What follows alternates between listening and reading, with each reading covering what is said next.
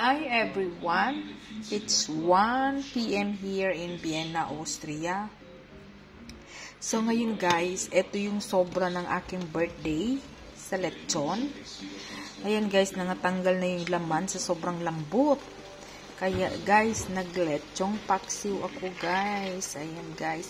Actually guys, marami to siya guys, na puno tong kawali guys. Pero pinadala ko sa kaibigan ko doon sa Prague. So, ayan guys. So, nagtira lang ako ng sa amin kasi binigay ko yung kalahati nito doon sa friend ko para makakain din siya at makatikim din ng lechong paksi. So, eto guys. Ayan. Ayan guys. Actually guys, ayan. Ang sarap nito guys. At siyempre guys, kapag ganito yung ulam natin guys, ano pa ba guys? Diba? Pag ganito yung ulam natin guys, ilagyan ko siya guys ng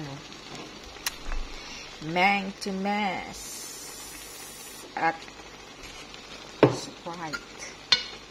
Ayan ang aking lechong paksiw guys. Ang sarap nito guys, promise. Siyempre guys, kapag ganito ang ulam, rice is life. Kain tayo guys. Babu!